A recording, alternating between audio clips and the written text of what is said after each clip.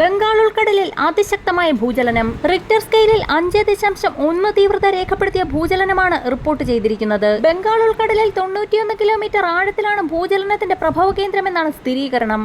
അപ്രതീക്ഷിതമായി ഉണ്ടായ ഭൂചലനത്തിൽ ആളുകൾ ഭയന്നു. കൊൽക്കത്ത നഗരത്തിലും പശ്ചിമ ബംഗാളിന്റെ മറ്റ് പ്രദേശങ്ങളിലും ശക്തമായ പ്രകമ്പനമാണ് അനുഭവപ്പെട്ടത്. ഇതേസമയം കേരളത്തിൽ മഴ സാധ്യത വർദ്ധിപ്പിക്കുന്നതിനുള്ള ചക്രവാത ചുഴി തെക്ക് കിഴക്കൻ ബംഗാൾ ഉൾക്കടലിൽ രൂപപ്പെടുന്നുവെന്ന് കേന്ദ്ര കാലാവസ്ഥാ വകുപ്പിന്റെ മുന്നറിയിപ്പ്. സംസ്ഥാനത്ത് ഫെബ്രുവരി അവസാനത്തോടുകൂടി മഴ ശക്തമാകും. അടുത്ത 5 ദിവസം കനത്ത ചൂടിന് ആശ്വാസമാകുമെന്ന് കാലാവസ്ഥാ പ്രവചനം. വടക്കൻ കേരളം മുതൽ മധ്യ മഹാരാഷ്ട്ര വരെ നീളുന്ന ന്യൂനമർദ്ദപാത്തിയുടെ സ്വാധീന ഫലമായാണ് കേരളത്തിൽ അനുകൂല മഴ സാഹചര്യം ഒരുങ്ങുന്നത്. അന്തരീക്ഷത്തിന്റെ താഴ്ന്ന ഉയരത്തിൽ സമുദ്രനിരപ്പിൽ നിന്നും 0.9 കിലോമീറ്റർ ഉയരത്തിലാണ് ന്യൂനമർദ്ദപാത്തി രൂപപ്പെട്ടിരിക്കുന്നത്. ഫെബ്രുവരി 28 വെള്ളിയാഴ്ച എല്ലാ ജില്ലകളിലും മഴയ്ക്ക് സാധ്യതയുണ്ടെന്നാണ് കാലാവസ്ഥാ പ്രവചനം. മാത്രവുമല്ല, അന്നേ ദിവസം 3 ജില്ലകളിൽ ശക്തമായ മഴ മുന്നറിയിപ്പായ യെല്ലോ അലർട്ട് പ്രഖ്യാപിച്ചിരിക്കുകയാണ്. മധ്യ തെക്കൻ കേരളത്തിലാണ് കൂടുതൽ മഴ പ്രതീക്ഷിക്കുന്നത്. തിരുവനന്തപുരം, കൊല്ലം, പത്തനംതിട്ട ജില്ലകളിലാണ് കേന്ദ്ര കാലാവസ്ഥാ വകുപ്പ് യെല്ലോ അലർട്ട് പ്രഖ്യാപിച്ചിരിക്കുന്നത്. ഈ ജില്ലകളിൽ ഒറ്റപ്പെട്ടയിടങ്ങളിൽ ശക്തമായ മഴയ്ക്കും ചില പ്രദേശങ്ങളിൽ നേരിയ മഴയ്ക്കും സാധ്യത.